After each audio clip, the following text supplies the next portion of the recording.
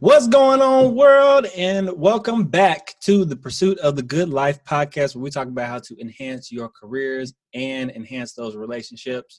I am your host, the Cameron Lovelace, joined as always by the amazing Dr. Sara what's your name? Sara Benson. Sara Benson. You forgot my name that quick? I didn't forget. I was thinking about something else. You gave me a whole new name.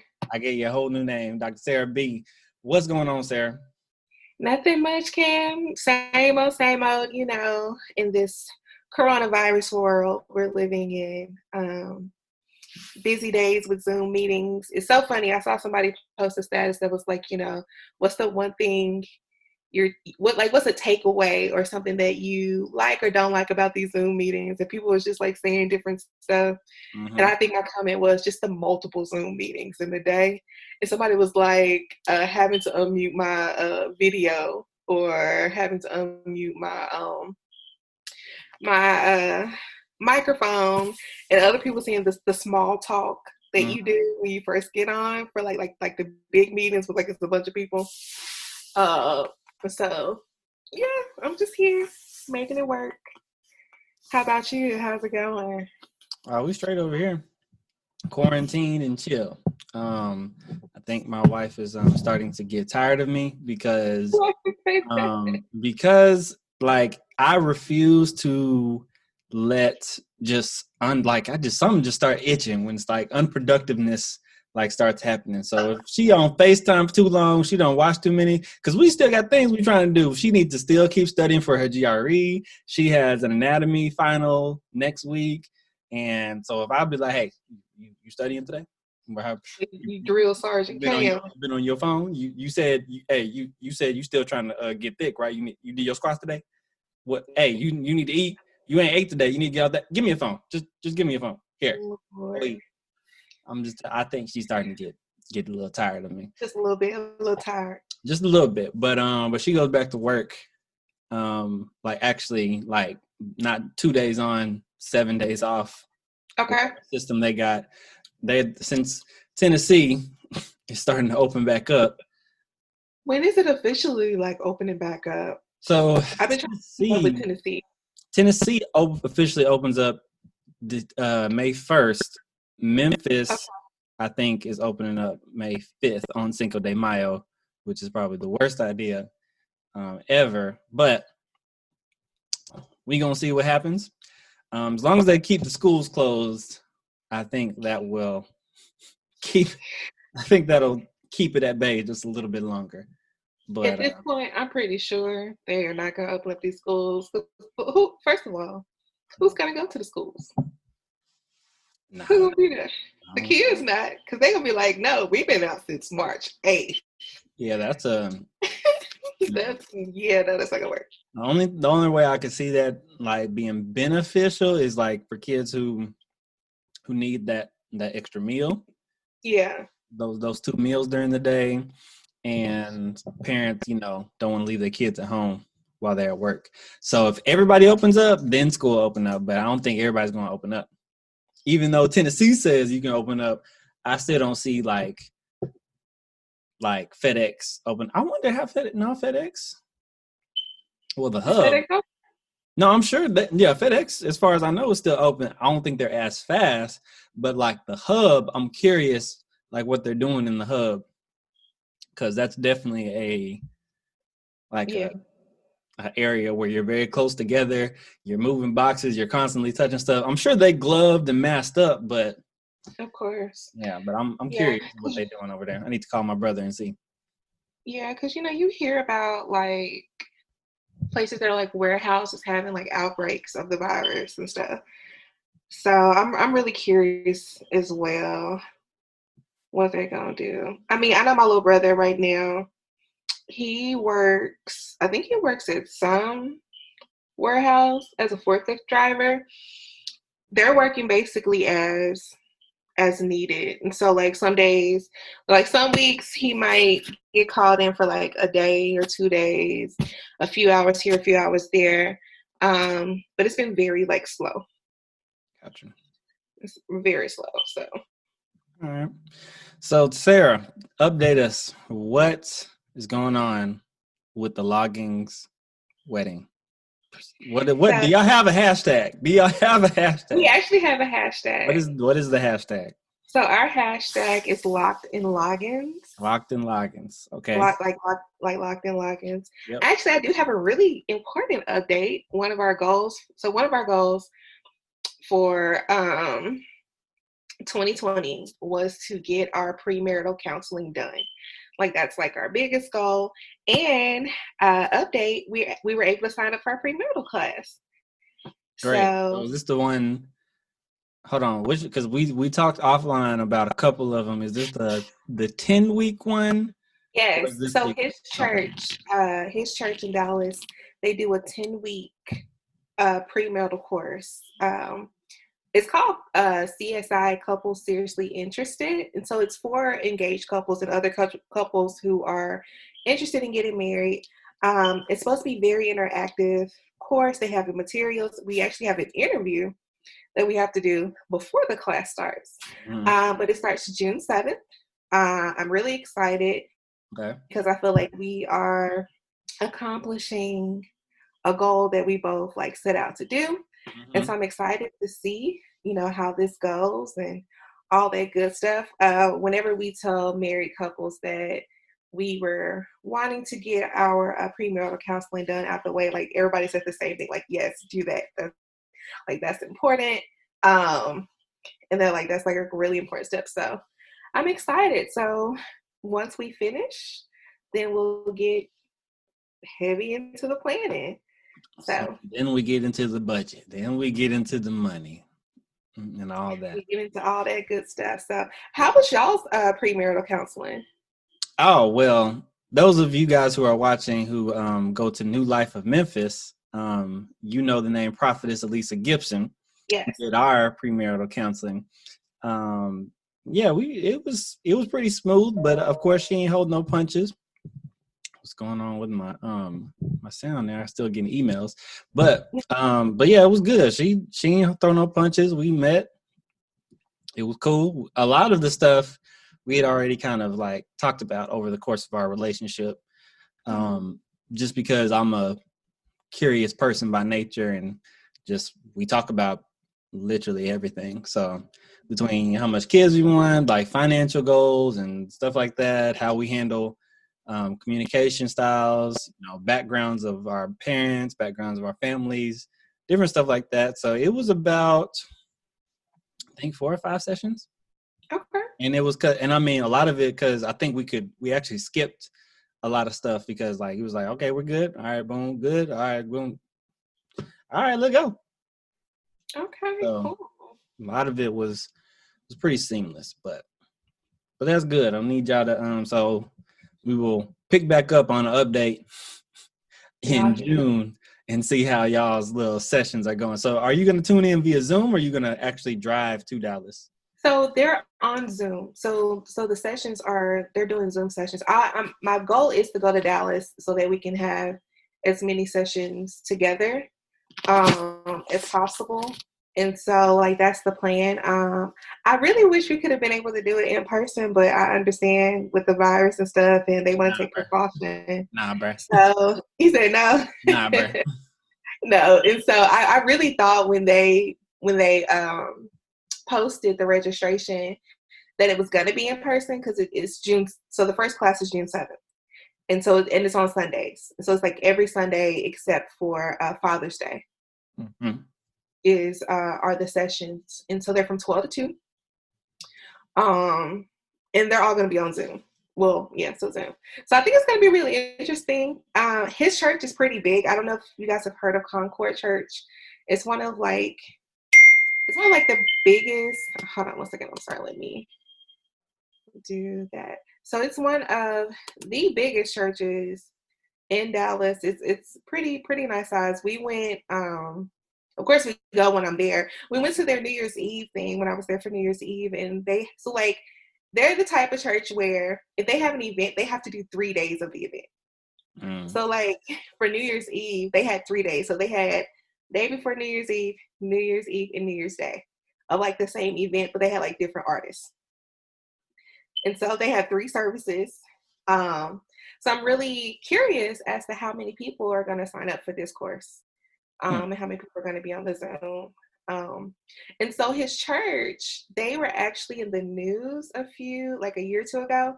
They did a huge wedding ceremony for like just people who wanted to get married.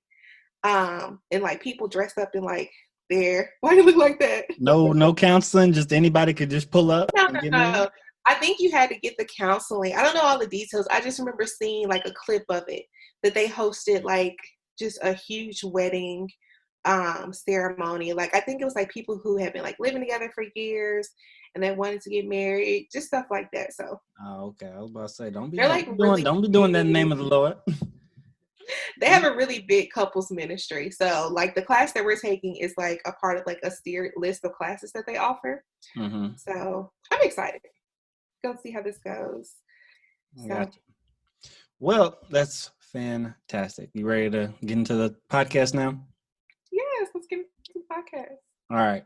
So this week we are talking about, quite frankly, decisions that you have made in the past that have brought you to where you are now, and decisions that you make now that will hopefully get you to where you're trying to go instead of where you're not trying to go. But I thought it would be very appropriate to do it this way because, I mean, even though we are all self-quarantined, we are all still making different day-to-day decisions. Like something as simple as the type of food you eat, to what you're doing on the daily, to watching the news every day, to meditating. Like the decisions that day-to-day and that can make now can affect your entire rest of the year. Yeah.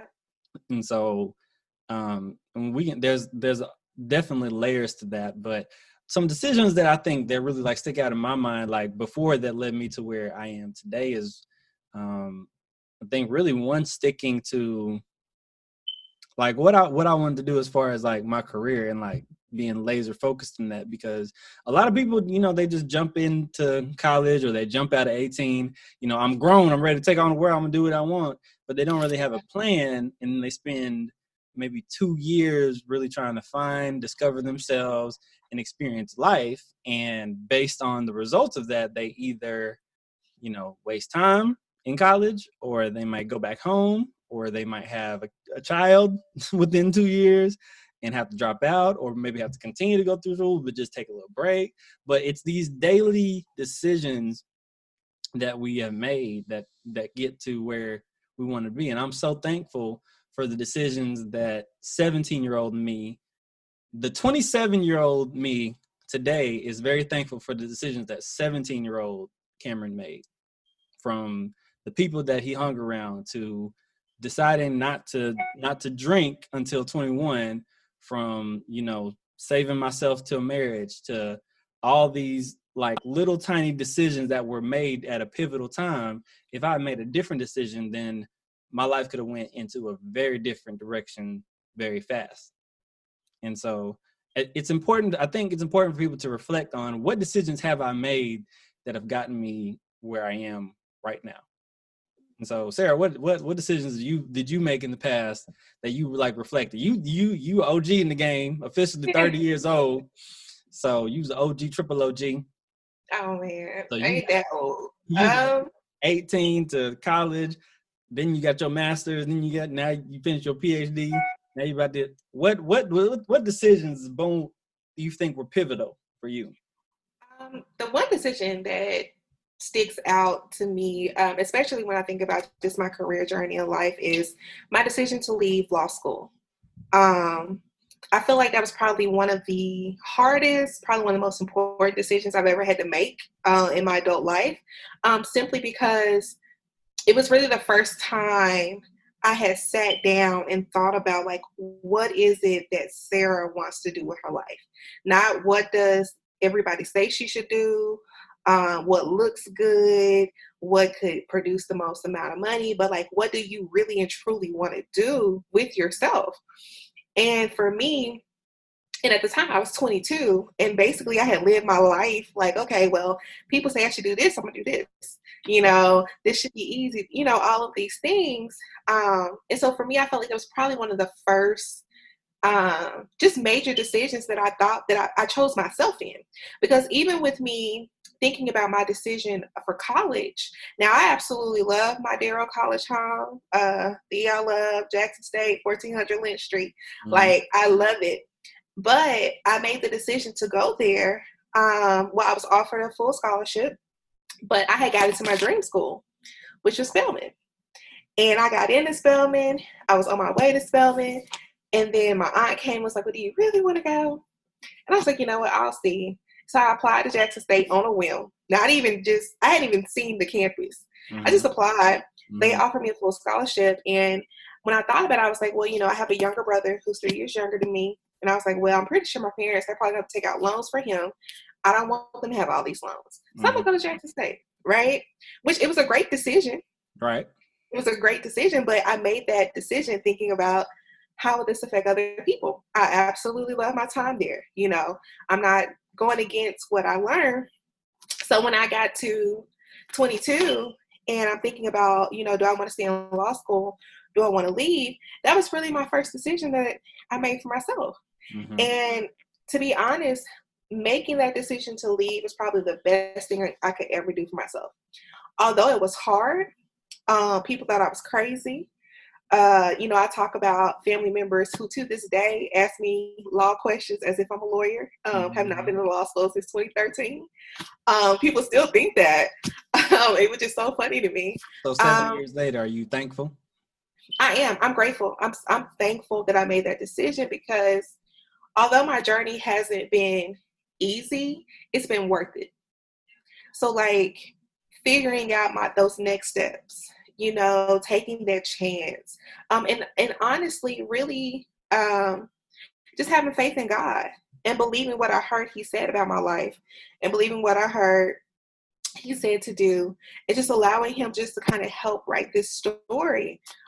It was the best decision. And I'm thankful for it, because honestly, if I would have stayed there, I would have became a lawyer, but I would have been miserable. Like I would have been miserable. Like when I made the decision to leave, I had to kind of like picture my life. And I was like, Sarah, can you really picture yourself being an attorney, having to deal with certain things and do certain stuff? And I was like, no.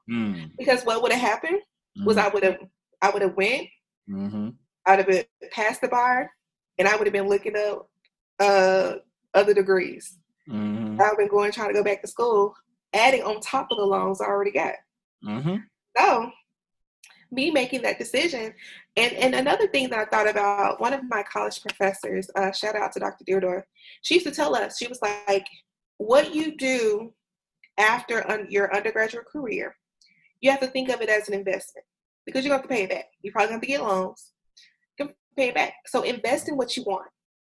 So if it's going to be law school, invest in that. If it's going to be something else, invest in that. Make sure it's what you want. And so when I thought about it, I was like, well, Sarah, you don't want to be here. So why are you going to spend all this money for something you don't want to do? And I made the decision to leave. And it worked out. Now I'm a PhD. So it ended up working out. You know, it's been crazy, messy roller coaster ride, but it worked out. Right. And I think that's so factual, though, is what you said, is that I made this decision for me. And that's what it's so crazy, because I just had a conversation with my client on Monday about this exact topic, actually. And I told her this last week. We had our follow-up this week, is that you want to ask, like my first session with her, I said, picture yourself 5 years from now. What does that person look like? What do you want to accomplish? Boom, boom, boom, boom, boom. And she started talking. I want this. I want that. I want this. I want that. And so that was our foundation of how we moved forward. How do we get to that? Does the decision to go here compromise that? What can you do to like fill the gaps? So for example, if you want to go to, she has a full ride to but that school doesn't have necessarily give her the opportunities that maybe another school would. So one school, internships all over the country. Okay. This place, not really as strong as far as internships. So, but they're free. They'll pay for, because all you have to do is pay for our books. But making that decision. So you make a decision, you willfully go into debt, but you get experience. You go into here, you get free ride to school, but your experience might not be as good. So what can you do? Because the goal is still to get this version of yourself in 5 years from now. If you go to this school, how much harder will you have to work to go that? And is that a doable thing? And I think that's what everybody has to kind of realize, that what exactly is my goal here? And I know that one of the things, for me, I knew I wanted to be married one day. So it's not in my best interest to just go sow my royal oats with just anybody. And I know that divorce ran prevalent in my family, so I made a decision to take dating seriously, even at a young age. And so I knew that I wanted to be married one day. I knew I wanted to have kids one day. I knew that, let me break it really, really down for y'all. I knew that by the time I was like 26, 27, 28, I knew I probably wanted to be a homeowner at some point. I knew that. Yeah.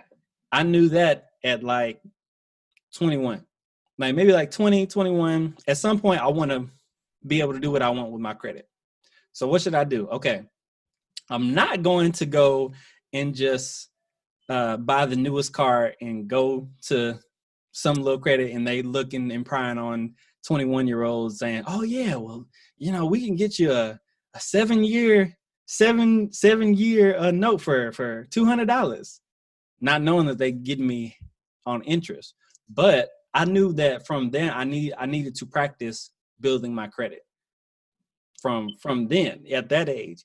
And so when it was time for me to get with Tasha at our church and start looking for a house, credit history was already there. It was already 4 years built up of good credit, making on-time payments here, not maxing out here and there. So the practice, like the decisions were made in advance. So I want to challenge people to always have that goal in mind that's 5 years ahead. We make our New Year's vision boards every year, once a year, but I want to challenge people. We really should be making decisions well in advance. Really, I read this or I heard this. I can't remember if I heard this or if I read this in a book. I've been reading lately. But the truly wealthy people, the truly successfully wealthy people, they make decisions based on 10 years, where the market is going, where they see themselves, where they want to be. Fun fact, Uber, the company, the car, company, they were actually founded in 2007, 2008. Okay. What's funny about that time is that was when the recession hit, right? And they waited, right? Right. No, they didn't wait. They started the company then, but they made that decision to start that company because they saw that everything was headed towards this. That everything was headed towards cell phones. Yeah. That we would be on phone before Instagram was made, before Facebook really took off, before Twitter was started. They said, "Oh yeah, we're starting to move towards phones, so we have to figure out we're going to start a service that allows you to pick up a car and get picked up from your phone." And so now, 12, 13 years later, they're one of the most successful apps in history and game changer. They're the foundation that started it all. So make decisions on where you want to be in life based on those 5, 10-year plans. It only really makes sense. And because, and here's the thing, if you don't make the decisions now, the decision will make itself for you. It will decide itself. And that's what you don't want, because you don't want to decide, you don't want your health to decide for you that you should have been working out 30 minutes a day, doing something as little as home exercises at home. That decision for you will end up in high blood pressure, diabetes. One of my clients' moms just got her leg amputated. Really? Because of diabetes. Small decisions. And so I'm sorry, keep going. No, go ahead. I'm getting riled up. No, I was just going to say, I agree with your decisions, because when you saying about your client's mother made me think about something. I don't think people recognize we are predisposed to certain things. And so if you know that diabetes, high blood pressure, all of these things run in your family, the decisions that you make now can, either prevent that from years to come. Right. That's all I was just gonna say. I just remember that.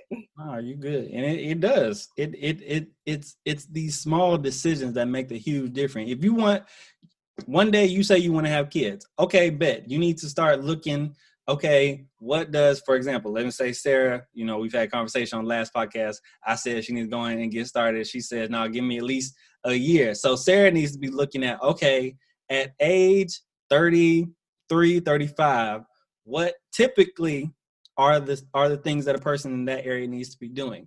Do they need to be taking prenatal vitamins? Do they need to go regular checkups on the OBGYN? What does Ken need to do from his standpoint? Where do you want to be financially? 10 years from now, where do you see the logins being? Do you see the logins being $250,000 in debt still from wedding and PhD? Do you guys want to pay student loans for the rest of your life? And it takes small decisions here and here saying, look, I'm gonna cut back here. We're not gonna go to the movies for a year. We're not gonna go out for a year, and we're gonna throw all that money into these loans. Or I'm not going to. Not saying that this has got to be you, but this was maybe a decision for us when we got married. We're not gonna go on a honeymoon because that's $5,000, $2,000, whatever many thousands of dollars that can go towards something else. That's true. So it's these small decisions that you make every day that affect where your destination is. I agree. I have a classmate. She and her husband got married on Valentine's Day, and instead of a wedding, they built a house. And so now they're in their dream home. I mean, they had like a very small thing between, like, just, I think it was them and their parents and maybe their siblings. But I thought that was so different and cool, because most people are like, oh, we got to have a wedding, we got to have this. And they were thinking like, no, we want a dream house. And so the money that they would have spent on wedding and honeymoon, they put it towards the house. And it's a beautiful home. Like, they were showing pictures. I was like, wow, like, that's amazing. And that's a different type of thinking that I know we don't really see all the time when it comes to the wedding craze and things like that. So and I will say that a lot of us millennials are now like growing more mature, and we're starting on the cusp of 30, or we're entering 30, and millennials are getting grown now. So I'm speaking more to the generation X, Z, whatever, X, Y, whatever is behind this. One of them. We live in a YOLO moment. We live in a fear of missing out moment. We live in I want to do it right now. But if you take the sacrifice, if you make it now and think, okay, if I make this decision, how is it going to affect me a year from now, 2 years from now, 5 years from now, 10 years from now?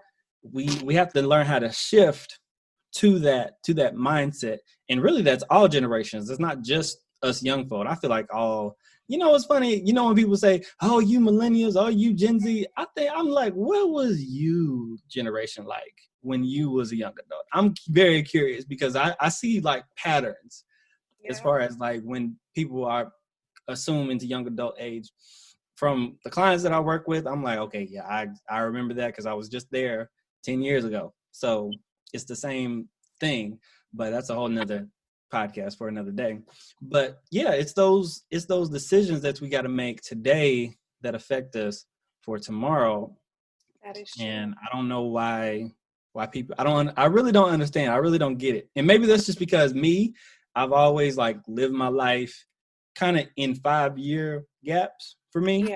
So from 18 to 22, I knew, okay, I'm going to be in college, but I want to be a therapist. So I know eventually I got to go to master's degree. So this 4-year period is about me getting into a master's program. So boom, graduate, go to work for a time, get into grad school. Okay, now this period is really about preparing myself for after grad school, launching into therapist, doing this, doing that, boom. So graduated, and now I'm in the phase right now. So now I'm building the boom, boom, the 5 to 10. What does Kameron at 37 look like? Kameron at 37 does not have student loans. Kameron at 37 has wealth. Kameron at 37 got no financial worries and is really pouring into people and really pouring into the community. As far as this, as far as that. So what can Kameron do at 27 to get to where Kameron wants to be at 37? And I don't really understand why people don't don't Don't think do that. like that. Can you shed some light, please? Because that's just how my brain was all automatically wired. I mean, I think it might just depends on their examples. I mean, like the people that they have around them, their models of life. You know, I think many of us, we really don't start planning until we get to college. Like there's a little bit of planning in high school, but you're relying on everybody else, right? You really don't become more self-sufficient until you're kind of on your own. So that little taste of freedom. But I think I think it depends. I'll take that back.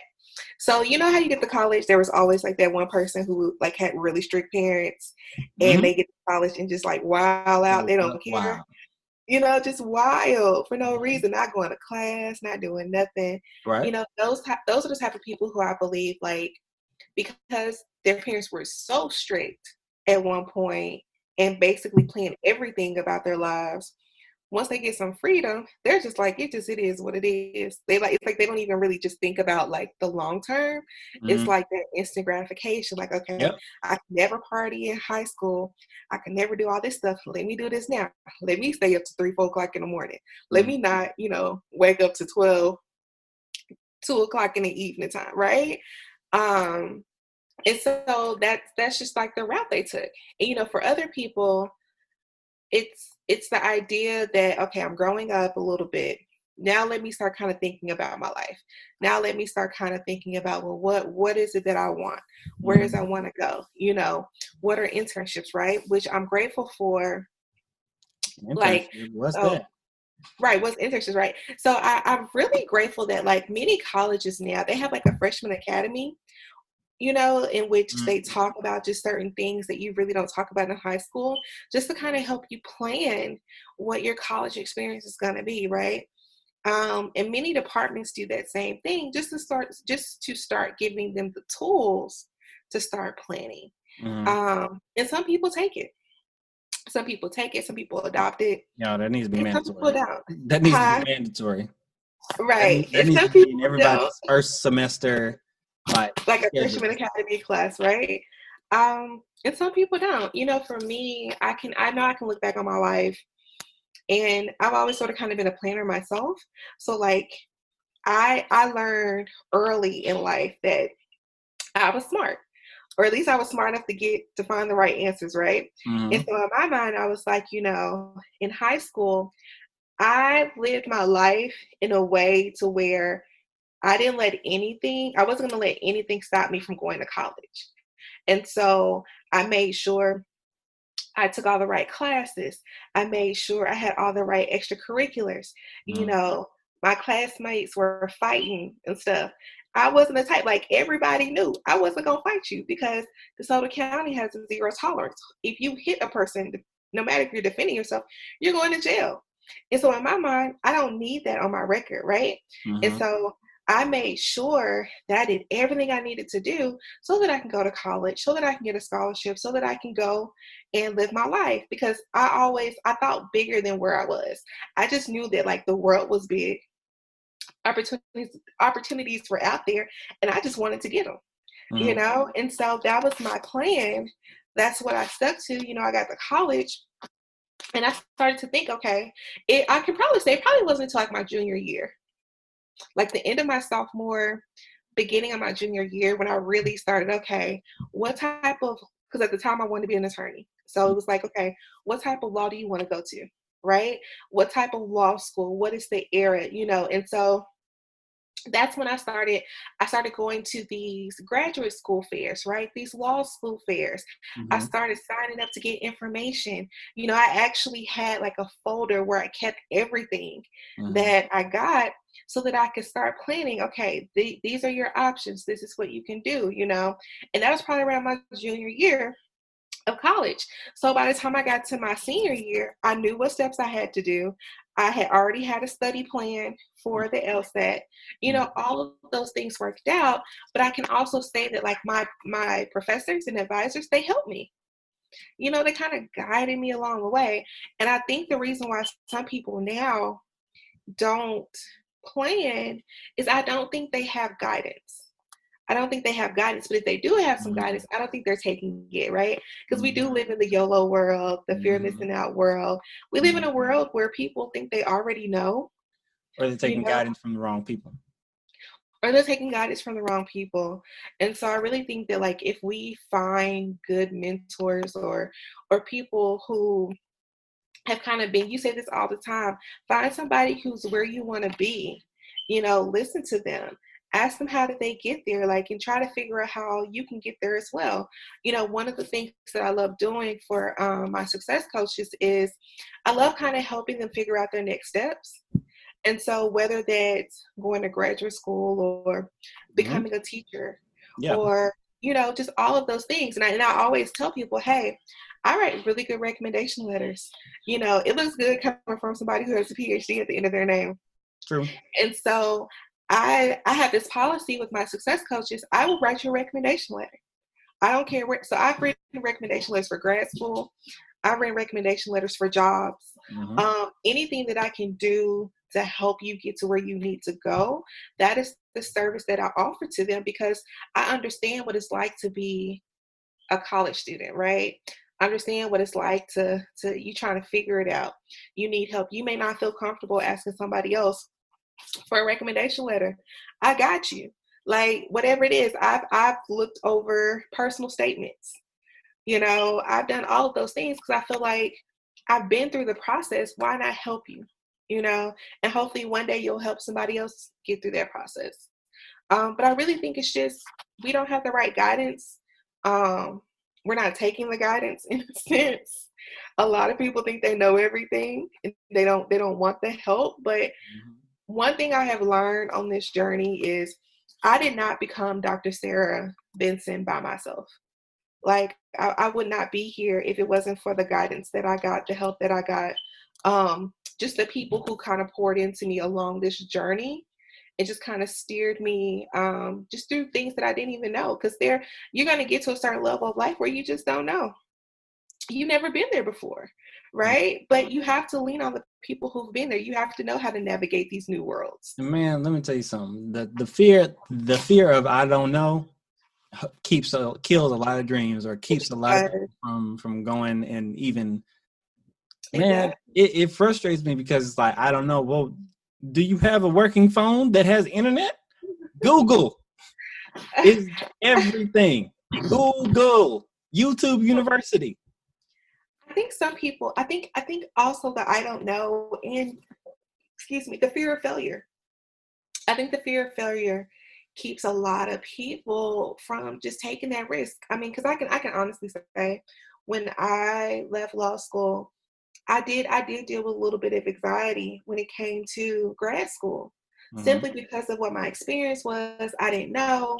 And if it wasn't for the people that I had in my corner kind of encouraging me, it was like saying, hey, you can do this. If God led you to this, he's going to provide for you. Like, you're going to get in. But like, I promise you, everybody around me was like, Sarah, you're getting into grad school. I had every reason for why I wasn't getting in. I didn't have a background, because I was getting into counseling. I was like, I don't have a background in psychology or clinical mental health, right? Yeah. Right. I'm thinking, like, I was overanalyzing my interview, because they do the interview. Like, I promise you, like, for every reason people have for like, oh, you're gonna get in, I was like, well, I don't think so. Back on it, it was that fear of failure. It was that fear of not getting in, the fear of being told no. That was really weighing heavy on me, but fortunately I got in. But I think that impacts a lot of people in the decisions that they make. Some people, they're not going to take that risk to follow their passion. They're going to stick with what's safe. And so for me, I took that risk because law school was safe, but I took that risk. And but here's the thing. Some people's safe isn't even law school. Some people's safe is, I'm gonna stay at home with my mom and dad. Yeah. I'm gonna just get a job at a bank. Yeah. I'm gonna just get a job at McDonald's. I'm gonna get a job in a factory and just stay here.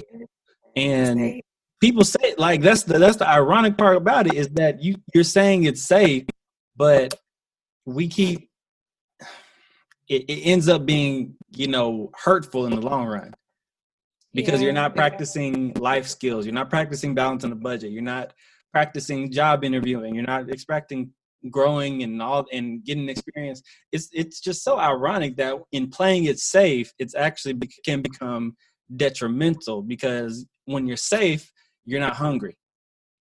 You're not hungry. You're not thirsty for those things that are more. And it's so interesting also that you said that, there's two fears that, I think when people don't make decisions, it's the fear of the unknown and the fear of failure. And those two fears kill a lot of dreams, and it's just crazy to me, because when you meet those two fears, the fear of unknown or the fear of failure, you either react in one of these ways. You either shrivel up and just say, okay, well, I'll just stay where I'm at. I'm not gonna pursue. I'm not gonna research. I'm not gonna attempt. I'm just gonna stay where I'm at, where it's comfortable, in this box, where I'm not gonna grow financially, personally, relationally, any level. I'm just gonna stay in this box. I'm not gonna grow. Or for those people who say, dang, I could fail. Dang, I don't know. Let me go try. Let me go find out. Let me go back in the lab and develop into a person, or develop a skill set, or do this regardless of what's going on. Sara, neither one of your parents went to college, right? To my knowledge, right?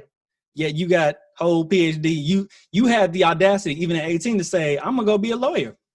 Not only am I gonna go to college, but I'm gonna go above and beyond and make buku money being a lawyer. It didn't work out like that, but you still, not even knowing about the LSAT, not even knowing what it takes to become a lawyer, not even knowing what any of that, you still had in your mind that I'm still gonna go to college. I don't care if my parents ain't go, but I'm gonna go. With the audacity within you has to be up to a level of par to overcome that. And it really takes, I realize that some people just don't have that internal level of confidence. And I recognize that, of course, that starts with, your home development, from people telling you, oh yeah, you're super smart. Oh yeah, you can do that. Yeah, you can. All this. You need more people telling you that you can do this than people that you can't do this. And you also have to have a level of worth, self audacity, if you will, to say, yeah, I can do that. No problem. 100,000? No problem. 200,000? No problem. Million? Yeah, no problem. I can do that. I'm gonna have now. That doesn't discredit the work ethic behind it. The work ethic of taking the GRE, taking the LSAT, getting your LLC, developing the business plan, connecting, grinding, hustling. That doesn't discount any of that, but you still have the audacity and the confidence to say, yeah, I can do that. Yeah. And I'm gonna work as hard as I can to reach it, to overcome the unknown, to overcome what I don't know, to go learn what I don't know, and to overcome that fear of failure. Because when I fail, I learn. And that's what I think people don't really gather that as well. They equate failure with, oh, well, that just means it wasn't bent. Well, the thing is, if you fail, what's going to happen? You're just going to be right back where you were. So you might as well at least try. Yeah. At the end of the day, you at least should shoot your shot. Yeah, at least try. Yeah, no, I agree with you on that. I think we live in a society where we don't really try to get out of our comfort zone much. Like, everybody wants to be comfortable, long as it's comfortable, we're good. But it's when you get out of your comfort zone, I feel like that's when the real magic happens, right? So stepping out there, trying something new, going to a new place. I feel like that's when you really find out who you really are. I would have never known who I really was if I did not make some of the decisions that I've made. If I didn't take some of the risks that I took, I would have never known that, I can survive this, that failing at something isn't the end. You just find another way. You go another route, right? Like, it's not the end of the world. And you can always change. You can always change. You can literally, if you decide to wake up one day, you know what? I just want to go be a medical doctor. Okay, boo You boo. know, Let's figure out what you need to do. figure out Let's what you need to do, you might take know? a little longer. Right. But if you have the passion for it and you have the desire to do it, you can go do it. Like that's the I think that's the beautiful thing about this process is that like what you have a passion for, what you desire to do, you can go do it. It's gonna take some work, but you can go do it. You just have to make the right decisions to get there. That's what I try to tell my the high school students that I work with, that it's the decisions that you're making that's going to impact your future. And I remember I was having a conversation with a student because we were trying to get kids to retake the ACT. And he was like, he didn't want to take it because he's like, he didn't want to go to school. He was just going to work with his dad. And I was like, well, what is your dad and your brother do? He was like, they do something type of construction or something with houses. I think, and I was like, well, why don't you go be a real estate agent so that you can just keep the money with y'all instead of having to find a real estate agent to find houses? Why don't you go do that? So you find the house, y'all do the things, and you keep the money there versus, like making a better thing. And he was like, you know what? I never thought about that. I was like, that's something you can do. Never. Yep. That's something you can do. You ain't got to go to school, be real estate. And you don't have to go to college for that. It's sometimes really, it's just having a conversation. Mm-hmm. Sometimes you don't even know you have options unless you have a conversation with somebody. I can't even count the number of like students who think that because they don't make a 36 on the ACT, they can't go to college. And I have to have a conversation. Yeah, a lot of kids really think that. And I'm like, well, hey, look, there are options out here. Like, there's there are options of colleges. First of all, there's hundreds upon hundreds of colleges. Right. Second of all, you graduating from Shelby County, so you can go to community college and then transfer into college. But exactly, they don't know what they don't know. They don't know, but we have those conversations, let them know that, hey, even if you try your hardest and all you get is a 15, there are programs that you can do. They can get you into school. There are programs that you can do that can get you into community college. Like there's always an option. Mm-hmm. But it's just having that conversation with them and exposing them to something else that they find out. And it impacts their decisions. It does. So, but yeah, I can just think about lots of decisions I've made that have impacted me and where I've gotten, excuse me, and where I am today.